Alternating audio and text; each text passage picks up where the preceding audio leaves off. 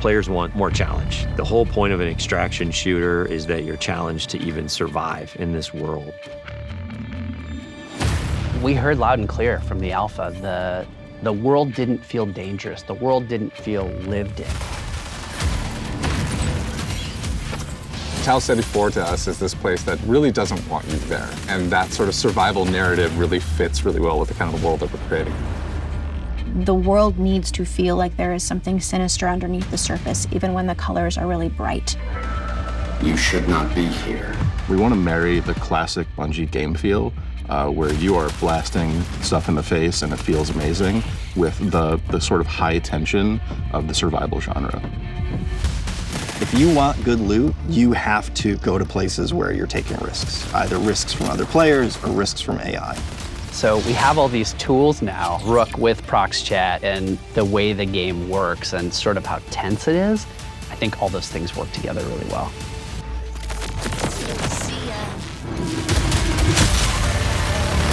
You have another Rook. Come on, stop that. No. Sorry.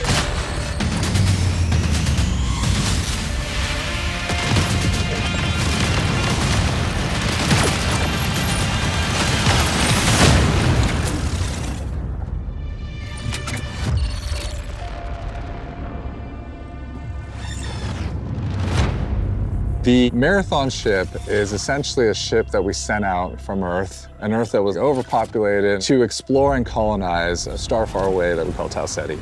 In a lot of ways, it's like the tale of humanity trying to go out into the dark void of space, find a place to colonize, and failing terribly at it. Everyone's gone, something catastrophic happened, and it's not just their absence that's important, it's the things that they left behind. The modern race to Tau Ceti all started when a mysterious signal came through the galaxy. The turmoil that sort of ensues gives rise to all these corporations that were invested in this Marathon project, now going, what happened? How do we recoup our investment? And then layered on top of that is the greed and corruption of all of the different factions and corporations and revolutionary groups. In our version of the world, we send people out not just to discover what happened, but also to collect from the things that remain there, and those people are runners. As a runner, you're a bio-cybernetic mercenary who's traded their human body for a biosynthetic one. You're not an unkillable god slayer. You are a mercenary, a disposable mercenary. You will live, you will die. They are not people. You are the person. You go into that shell and adopt the personality matrix that is specifically designed to help you do the thing that you need to do. And you've been hired by these factions to come to Tau Ceti to scavenge it for anything that might be of value. As a runner, you've left your body behind. You've traveled light years so that you can have access to the ultimate payday. With extraction shooters, it is all about survival. There are other people who want the same things that you want, and it's up to you to best them. But there's quiet periods where you're listening for the anticipation of something. Could there be another crew in the distance? Did I just hear a gunshot? Did I hear AI just alert?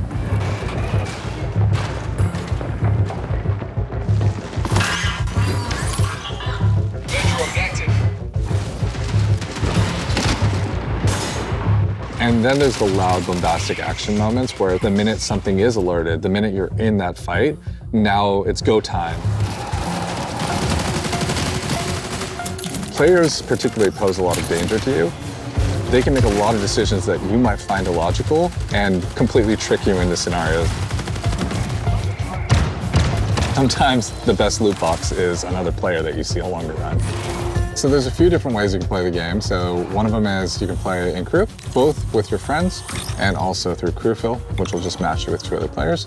You can play solo, and you'll jump into a game with a bunch of other solo players. In solo, I think the stakes are a bit higher, right? You have only yourself to rely on. You still have ProxChat, so you can call out to other solos, but you are playing a tense alliance game where it's really up to them whether or not they decide to honor or respect that alliance you might have created. It's all about figuring out what's your investment, what's your stake, when to get in, when to get out, and when to kill the other guy. Being good at Marathon is like playing poker with guns.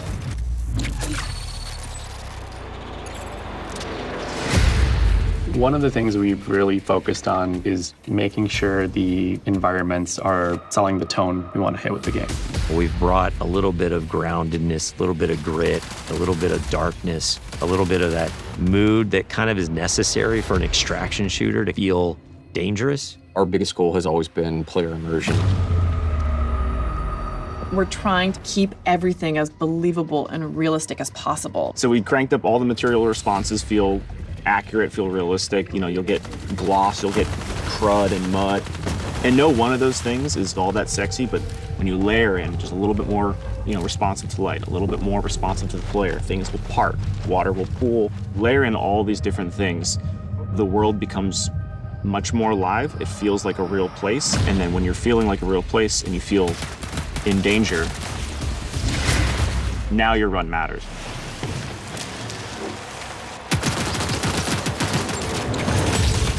I look back at some of the alpha shots, and it's kind of hard to tell when it's sunny or when it's rainy. Weather feels like weather now. But like when it's sunny, you get this really nice like bleaching effect. It feels bright. It feels like warm when it's sunny now. I feel like we're just celebrating that color so much more. I think it just contributes to the whole effect. So we have dead bodies in the game now. We also have like decay on the runners themselves. Like you'll actually see them fall apart. We're actually dropping the body stays there, and the body slowly decays over time as you loot it. So you come into a room and you see a bunch of carnage, but you see one body is still pristine, you know that their killer is probably close, and you are not safe. If everybody is just a messy goop, you're probably okay. Audio is a huge gameplay component in Marathon. Every sound plays a function.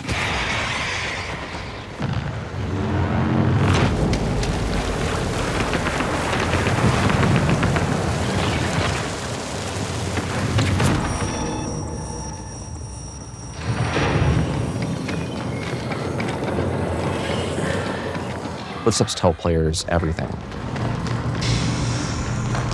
It's telling you what is the type of threat that's around you, where are they at, are they above you, are they far away, are they close by? So if I'm in bio-research and I hear a particular material type, I know, hey, they're on the second floor and they're in this room. Our hero is the world. So we're constantly trying to figure out where can music help reinforce what is the vibe and intent of this place. There was the discussion about the interaction between score and sound design. And I wanted to create a score that wasn't just like full of instruments you've heard before. The job was, how can I make what I'm seeing, this race to survival, even more nervous and even more terrifying or even more thrilling?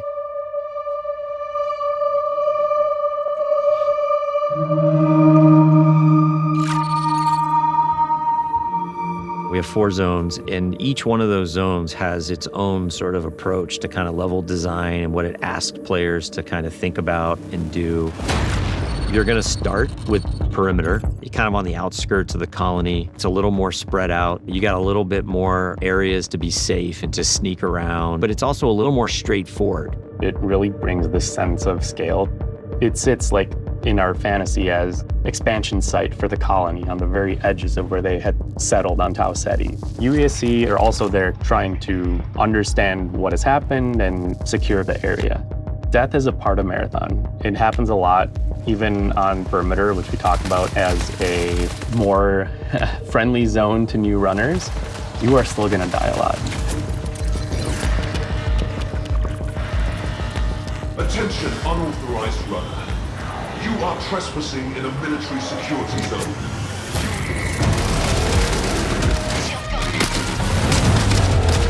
It was really important to us that the UESC were not trivial to fight. When you face them on Tau Ceti as a runner, you are the outlaw. You are trespassing. They have a little bit of this haunted tone. So you can see they have this floating locomotion, they get these sparks, they have these sigils over their faces. Sometimes their behavior feels almost like they're possessed a little bit, like are they taking in commands from a remote AI? The elite tier is sort of like this dark blue. The mini boss tier is more like a lilac. The boss tier is just gonna be dipped in red. They have these tendrils that latch out and leech onto you and start sucking away at your consciousness.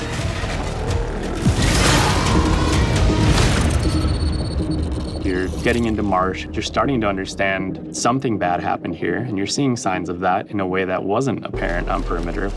On Dire Marsh, we've got the anomaly, and it's this strange alien entity that has erupted up out of the ground. You're really feeling signs that this is more of an epicenter of where things went wrong on this colony. It's got a different style of gameplay. It's more like a central complex that is rich with overlapping areas and regions that you can find yourself kind of bleeding from one encounter to another. It's a great map to go in when you just want some action, and you're gonna need somewhere to farm. Each map has different weather systems, it has different dynamic events that can happen, and your approach to them is never going to be consistent. One of the needs that the design team thought that we should have is more challenging PvE activities. Each of our zones has these bigger events that don't happen every session, but when they do happen, you'll know they're happening. Building these types of events into the world shake up your run and make you decide, like, what do you want to risk? Then you get to Outpost. And Outpost is a more functional, thriving UESC facility. There's scan drones flying overhead, the UESC's everywhere, there's tripwires, there's a weather hazards. It's a lot of stuff you're up against from the get-go. Outpost is a smaller map, but it's also a lot more vertical. It's built around a specific building that we call the pinwheel. This is just this meat grinder of a structure that's like a corkscrewed building that has nooks and crannies and hallways, and it just becomes a real cluster when you're in there fighting.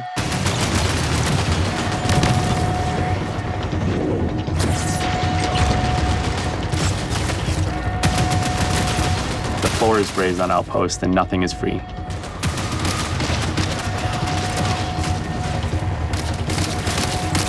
The pinwheel hosts some of the best loot opportunities. But it's noisy, players are going to know you're doing it, so there's extra risks.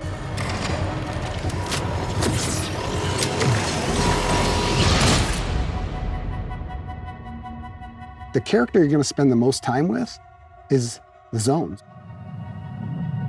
Understanding each personality of every zone. That's the storytelling every player gets. Every time you're on the planet, you can look up and see the ship floating and looming in the skybox, reminding you of why this place even exists, but also reminding you that something up happened here, and you got to figure out what it was.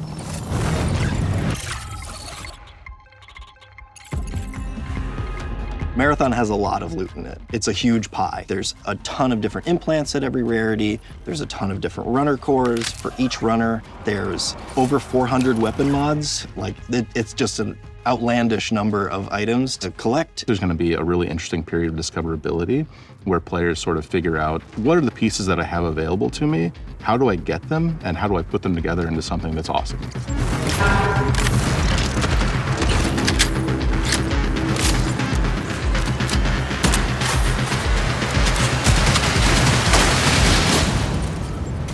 You can go through and look at how many iconic weapons have come from Bungie. And it's something that we really want to hold up and make sure that we're matching that legacy. Visually, they're all really, really distinct and clearly Marathon, but we wanted animation-wise a majority of them to feel recognizable. So when you put them in your hands, you knew how to use them. Mods will basically allow you to increase certain stats on the guns, that battery SMG. The gold mod, full-blown, turns it into the needlet. The sidearm is a gun that is effective in close quarters, but maybe not too much outside of that.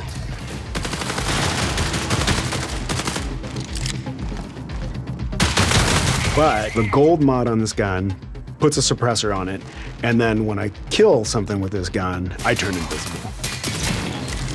And then that lends it to other build crafting if I want to sort of stack into how invisible can I be.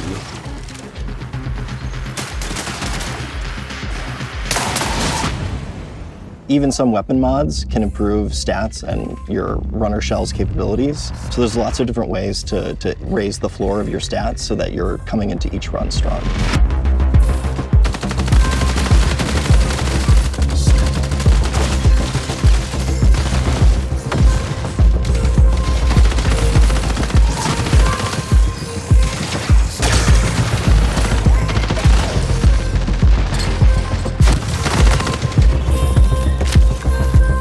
Runner shells are a bioprinted body that you inhabit when you go down to Tau Ceti to scavenge the ruins of the Lost Colony. Each of our launch shells is really an archetype of gameplay. So if you want to play like a frontline tank, if you want to play a rat character that wants to sneak around, if you want to find those rats, we have a shell for you.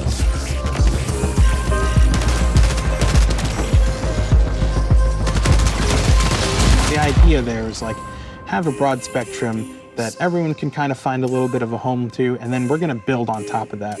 Cores and implants mold the kit into a playstyle that you want.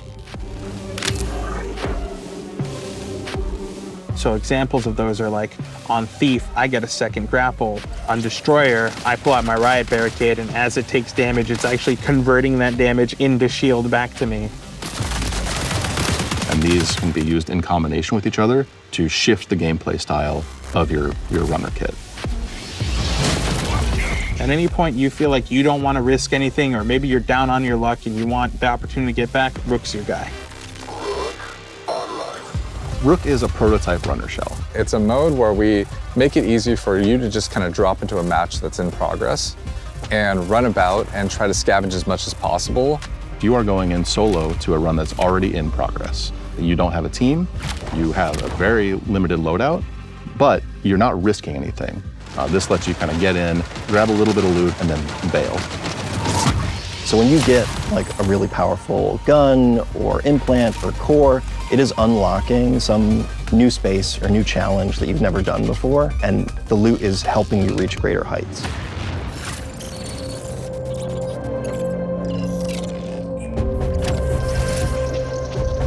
Faction agents are such a big vehicle for tone and narrative for the world.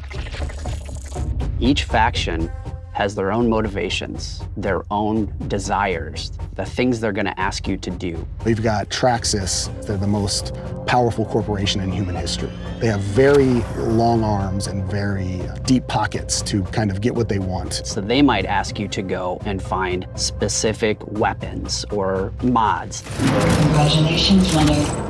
Your last performance evaluation was rated on track. If you're a PvP player, one of the factions is called Arachne. They're essentially a death cult. What that translates to is that they're asking you to go and kill other runners. The sacred thermodynamics of violence. Mida is all about destruction. They are going to give you grenades, they're going to give you claymores, they're going to let you blow the place up. And they are irreverent and dangerous. They might ask you to upload this malware into a UESC dropship, and as it leaves, it explodes and careens off into the distance. We have big plans. Explosive, visionary. Each of our factions has an upgrade tree that you unlock progressively as you gain reputation with them. And along the way, you're going to unlock these capstones that are these special upgrades. When you unlock that final capstone, you're gaining access to the best stuff in the market. You're getting gold items. In addition, these faction upgrades can increase your runner's base stats, and those base stat upgrades are permanent for the rest of the season.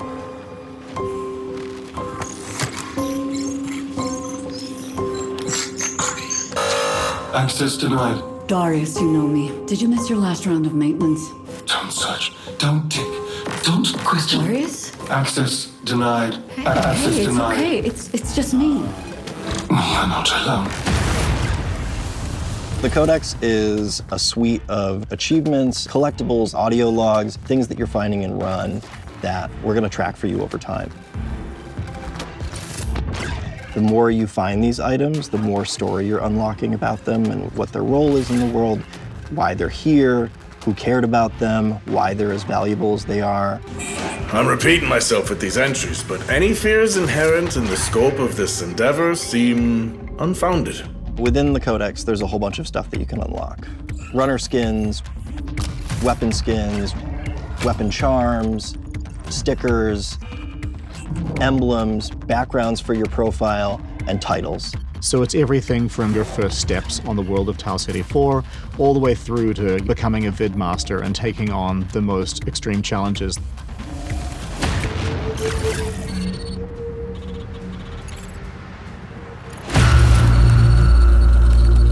The marathon ship is the hardest place to survive in this game. And if you're not ready to take your best stuff, well, you're not going to survive.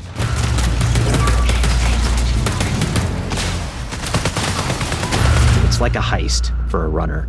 Cryo Archive is big in and of itself, but it's also cold. It's also hostile. It's gonna test every aspect of the survival game. Probably gonna be forced to run to players in ways you haven't been on other maps. You're gonna run into basically every type of environmental threat you have faced before. You're gonna fight a who's who of the highest tier UESC units, and the UESC are there in this presence you haven't seen before.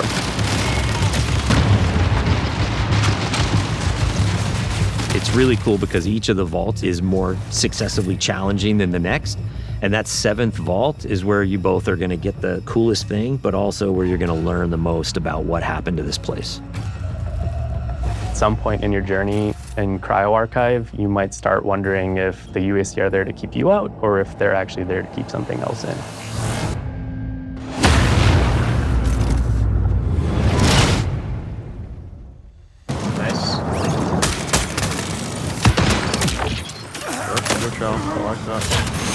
I think the thing that I'm most excited about for Marathon is getting into the hands of our players. The biggest thing I want people to take away from Marathon is that it still feels amazing. It still feels like it has that spark. It takes all the aspects that I think Bungie is really good at. First-person feel and gunplay, the super deep, crazy sci-fi lore, and it mixes up all those things together in a really amazing PvP package. Really comes down to every single discipline that's working on the game. The animation has to be good, the sound has to be good, everything has to be working in harmony. That's when the controller fades away, the screen fades away, you're just immersed in the world. That is what we're trying to live up to with Marathon. It is a mad dash. I'm not going to front about that. It's a mad dash to the finish, but that's when you got to put in the elbow grease and the extra sweat and blood it takes to get this done. Dude, what is this? What is it? Let's go. 5 people in the extract.